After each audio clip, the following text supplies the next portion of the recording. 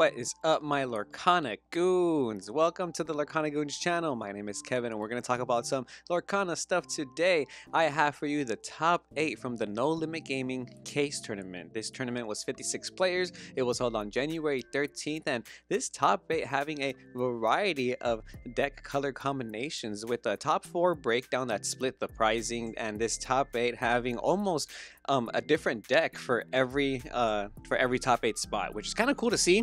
There was actually 2 of the same color combo, but it wasn't Ruby Amethyst. Get this, it was actually 2 popsicles. But we're gonna go ahead and break down the top 8 for you, starting with the Ruby Sapphire by Gavin Ditchy over here. This is gonna be a popsicle deck piloted by Gavin Ditchy, getting top 8. Congrats to you. No Limit Case Tournament, 52 players, so that means there's probably maybe like 4 to 5 rounds even of Swiss before the top cut, so seems pretty competitive in my opinion compared to some of these other tournaments that we've been seeing locally around my area anyways, because we don't really get 56 players over here in SoCal, so this is always cool to see, you know what I mean? But pretty big tournament for a pretty big turnout for a case tournament in my opinion. But let's break down this list from Gavin over here. It's going to be playing 4 of the following: Be Prepared, Fishbone Quill, Grandma Tala, Flavor Flav. We have Maleficent Monstrous Dragon, Teeth and Ambitions, Popsicle, Baby Noi, all those playing at 4. And then we have 3 of the following: Gaston, Hades,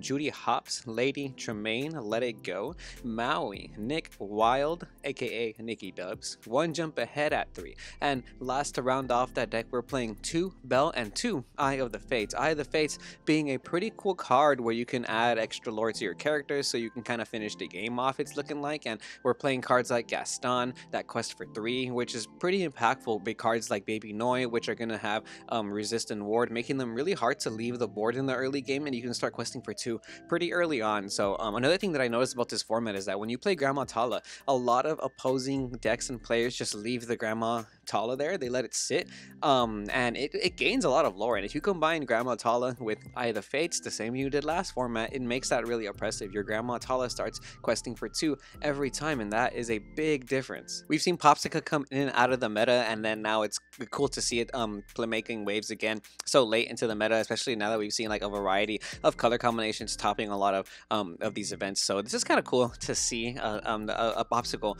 deck. We actually had 2 Popsicle decks like I mentioned earlier. This one playing some interesting tech cards like Nothing to Hide and Scepter of Arendelle. Okay, I love to see it. This deck is playing 4 of the following: Be Prepared, Corella Deville, Fishbone Quill, Grandma Tala. Then we have 4 of the Popsicle to round that off. Then we're playing 3 of the following: Belle, Strange but Special. We have Hades, Infernal Schemer, Flavor Flav, Lady Tremaine, Maui, Maleficent Monstrous Dragon, the One Drop Minnie Mouse, Nikki Dubs, as well as Teeth and Ambitions, playing those at 3. And we are playing 2 Let It Go and 2 Mickey Mouse Detective and 2 Nothing to Hide and 2 Judy Hops. Oh look, and 2 Gaston as well, so we can actually shift into the shiftable Gaston. That's actually kind of interesting. Nothing to Hide, if you don't know what it does, each opponent reveals their hand and you draw a card. So opponent meaning in multiplayer, so your opponent reveals their hand, you get to draw a card. This card is actually really powerful in my opinion, and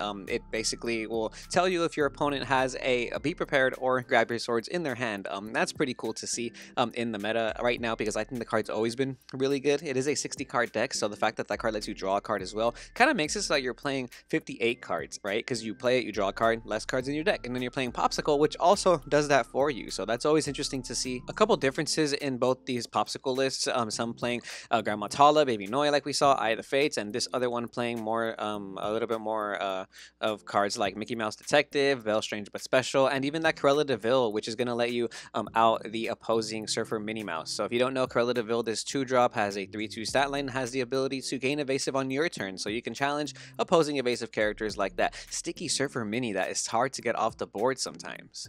Next in our top 8, we have an Amber Steel Flute piloted by Alexander Wisset. This is going to be a list looking pretty standard, playing the following cards: 4 Whole New World, Ariel, Spectacular Singer, Cinderella Ballroom Sensation, Cinderella Night in Training, and Cinderella Stout-Hearted, all at 4. Let the Storm Rage on, and then that's going to be, oh, and the Queen Goons 1-drop at 4. And then we have 3 of the following: Painting the Roses Red, Beast Tragic Hero, Grab Your Swords, Simba, Protective Cub, Stitch, New Dog, Strength of a Raging Fire, all of those at 3. And we have 2 of the following: Queen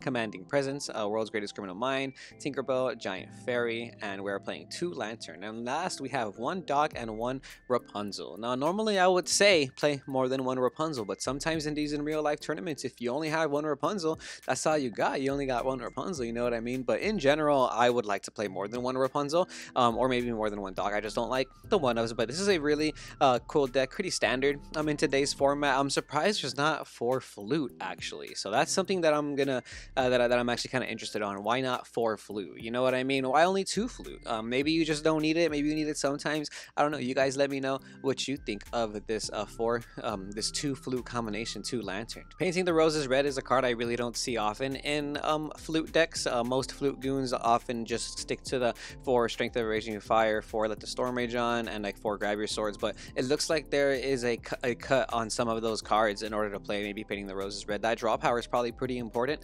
You are playing for Cinderella, so you can draw as well and dig through your deck. Maybe you don't need a Rapunzel in a deck like this when you're kind of filtering your deck with cards like the Storm Rage on and Painting the Roses Red. But I like the addition, not the addition, but I like that people are still playing World's Greatest Criminal Mind. I thought people were going to stop playing this card by now, but you know, maybe it is important against the opposing Cinderella Stout-Hearted, which is really good right now in the meta. Next, we have in the top 8 a Amber Amethyst list piloted by Thurston Groth. Now this list is going to be playing for the following: Eudoria, Friends on the Other Side, Goofy, Just in Time, Lilo, Madame Imp, Fox, Maleficent Biding Her Time, Maleficent Sorceress, Maximus, Merlin the Goat, Pascal, and 4 Simba Protective Cub. Then we have 3 of the following: Pinocchio, Star, Attraction, LeFou, and that's going to be all for the 3 ofs. And then we have 2 of the following: Arthur, Be Our Guest, Befuddle. So, and that's going to be all to round off that deck actually. Yeah, so this deck is going to be a hyper aggro deck. If you haven't seen this deck before, it does a really good job at getting to 20 lore before you can even get to your Grab Your Swords or Be Prepared. Sometimes the game is over by turn 4 or turn 5 depending on how you curve out, and this deck in particular is playing Just in Time, our friend Justin. So you can activate Just in Time. This action allows you to play a 5 cost character, and as you can see, we are playing a total of 12 5 cost characters because we have 4 Eudoria, 4 Goofy, and 4 Maximus. Now I imagine Eudoria gets a lot of value against decks that are not playing Dragonfire because nobody's playing Dragonfire anymore. Let It Go is not much seen in the meta. A lot of people are relying on Be Prepared, Lady Tremaine, Maleficent Monsters Dragon, etc. Even if they Yzma this card, you still get to draw 2, and in a deck like this, if you draw 2 cards, sometimes that's just 2 Lilos, and if you get 2 Lilos, you're questing for 4 lore, you're gonna finish the game. But Eudoria definitely does a lot in this deck. So does Maximus and Goofy because they're very powerful bodyguards that are going to protect your Lilos. But I definitely think that if you want to play an aggro deck, this might be one of the lists you want to play this current format. A lot of people have shifted to play Steel, and Eudoria kind of counters the Steel decks naturally because the Steel decks have to usually rely on cards like Let the Storm Rage on and Strength of a Raging Fire, and those only deal 2 to 3 to 4 damage max. You know what I mean? So Eudoria does a lot against those decks. Next, we have in the top 4 the only Ruby Amethyst in this top 8. So shout out to Matthew Campo for being the only Ruby Amethyst in this top 8. And a couple things to note, and we've been seeing this a lot in the meta videos that we've been making and in general in a lot of the top lists. So we have Ursula and Cusco very popular in today's meta. Ursula being the 7-drop that's going to quest for 3, draw you a card if your opponent loses a lore. Now remember that you have to make sure that your opponent loses a lore in order for you to draw off this card. So people don't really realize that sometimes. I've seen people play Ursula against me on Pixelborn and I have 0 lore and they just don't draw, and I'm just like, haha, you didn't know, you know what I mean? Either way though, it does still quest for 3, very powerful body. Then we have Cusco. The reason people are playing Cusco now is because you definitely want to have a 2-drop card to play if you don't draw your Minnie Mouse or Olaf to play off of Madame Imp Snake, or sometimes you draw Minnie Mouse Olaf and turn 2 you don't want to play another Minnie Mouse or Olaf, or you may not have a 2-drop to play. So Cusco is a very powerful floater in my opinion because it starts to gain lore pretty quickly and it plays very well into Grab Your Swords because you draw a card either way. Sometimes you just have to really see the right cards in this deck in my opinion. You want to see the goats when you want to see the goats, you know what I mean? And Cusco can get you there. And we're playing 1 Sorcerer's Spellbook to, I guess, finish the game off, you know? In general, Ruby Amethyst, we know what Ruby Amethyst does, and we are excited to move on from this deck. Next deck in the top 4 is going to be a Amethyst Steellist piloted by Reed Haltman. Now, this deck is going to be playing 4 of the following: Beast, Tragic Hero, Grab Your Swords, Mim Fox, Mim Snake, Merlin the Goat, Merlin the Rabbit, Olaf, Giant Tinkerbell, and that's going to be all for the 4-ofs in this deck. Now we have 3 of the following: Elsa, Spirit of Winter, Let the Storm Rage On, Friends on the Other Side, Maleficent Sorceress, Yzma, Scary Beyond Reason, Tinkerbell, Tiny Tactician, Smash, Prince Eric. That's going to be all for the 3-ofs. And last, we are playing 2 Benja to round off this deck. I love this type of deck building where there's only there's no 1-ofs. Oh, and 2 Ursula, by the way, to finish this deck off. So looking at this deck, it's going to get you there to 20 lore by starting off with your Olaf on turn 1, Prince Eric on turn 2, Maleficent turn 3, and so on. And you keep kind of building that tempo until you get to like turn 5 with your Sad Beast. If you can draw cards off your Sad Beast, you're probably in a really good position. Turns 7 and on is when you can really start playing your bombs. And by bombs, I really just mean like Ursula and Yzma. You know what I mean? Ursula being really powerful in this meta. It's hard to out in the Ruby Amethyst deck because if you play around correctly, you'll be able to not lose your Tremaine, your Ursula to a Tremaine, which is usually how you want to play around it. You can also bounce your Ursula back with Mim Snake the same way you would do so in a Ruby Amethyst deck. What's cool about this deck though is that you can actually bounce back your Benjas, which happens a lot against the opposing Popsicle matchups, or it happens against the opposing Flute decks, which is pretty cool in my opinion. The deck has a really good time dealing with the opposing discard deck because you are playing a deck that plays Grab Your Swords. You're going to be able to sing Grab Your Swords off of a Tinkerbell shift, which is honestly pretty decent in my opinion, especially when discard is running around everywhere.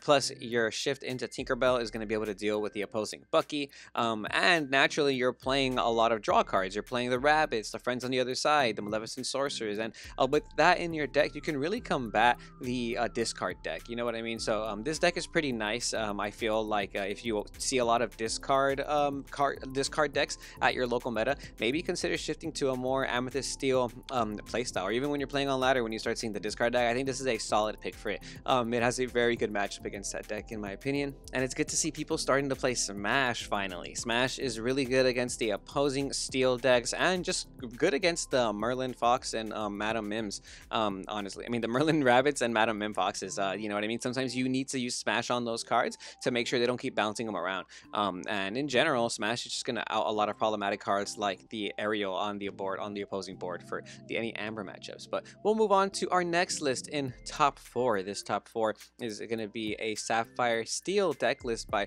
Isaiah Williams. Now, Sapphire Steel is a deck that has been making waves a lot more in the format. It got top 4 in that Dea Beastie tournament that happened a couple weeks ago. That was like the biggest Pixelborn tournament ever. And then unfortunately, it did not get first place, but this deck definitely does have first place potential. And to see it in top 4 again, hey, that's pretty awesome. You know what I mean? Looking like this deck can definitely take some tournaments. It is playing 4 of the following: Whole New World, Bell Strange But Special, Cogsworth, Fishbone Quill, Hades Infernal Schemer, and we also have 4 Popsicle and 4 Giant Tinkerbell to round that off. Then we have 3 of the following: Beast, Tragic Hero, Grab Your Swords, Flavor Flav, Jafar, that's 2-drop Jafar, 3 Nikki Dubs, and 3 Prince Eric with 3 Smash. And then last, we have 2 of the following in this deck: Benja, Cinderella Stout Hearted, Gaston, that's the 6-drop Gaston, Nothing to Hide, and the Mickey Mouse Detective and Let It Go. Those are all going to be 2-ofs in this deck. Now, Sapphire Steel is a very powerful deck for the reason that you have multiple ways to draw cards in this deck. Now, I did say before that it feels very heavily reliant on Whole New World, and I kind of take that back, especially when you are playing Flavor Sham, Popsicle, and that is draw power. You know what I mean? I like the addition to Gaston in this deck because that is another form of basically drawing a free card, you know, off top of your deck.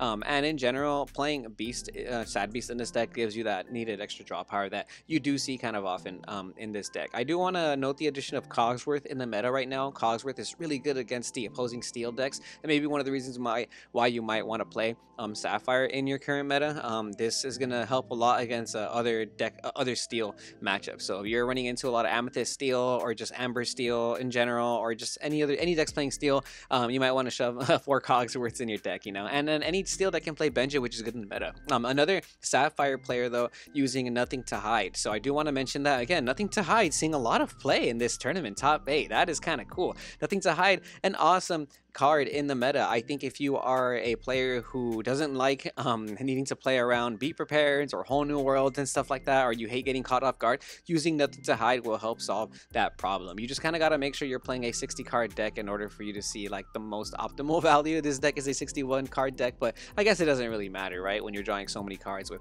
Flavor Shams and Popsicles and whatnot. And last but most definitely not least, we have a Amber Emerald deck list. This is going to be a Mufasa Emerald deck piloted by Alex Hansen. This is going to be in top 4 as well, and I just want to say it's really cool to see these decks that I see on YouTube from certain YouTube channels, shout out Alphos, make waves in the IRL meta, because I know we're all tired of Ruby Amethyst, so it's cool to see content creators really take time out of their day to make these awesome videos and show us how to play these awesome decks, and then see them do well at these tournaments. And then keeping up with these videos and these content creators, I'm sure, is really helpful for these players, because sometimes you just catch them off guard and they don't know how to play around your Emerald Amber Mufasa deck. You know what I mean? So this deck is going to be playing 4 of the following: the Queen Goons, a Stitch, a new dog, Stitch Rockstar, Tinkerbell Most Helpful, Queen Commanding Presence. We have 4 Simba Protective Cub, 4 Ray, 4 Panic, along with Pain, Mufasa, Genie on the Job, and Doc. Those are going to be the 4 ofs in the deck. Then we have 3 of the following: Bibbidi Bobbidi Boo, Hades, Rapunzel, and Stitch Carefree Surfer. That's going to be all for the deck. It seems like a very consistent deck. You're only playing a bunch of cards in 4s and 3s, and you really just want to see the cards you need to see when you need to see them. So turn 1, you obviously want to start off with Stitch or Queen Goons. Then turn 2, turn 3, you probably want to play something like Panic or Simba, so you can combo off into Pain on turn 3, and then maybe even shift your Queen turn 2 or 3, depending on how things are going. But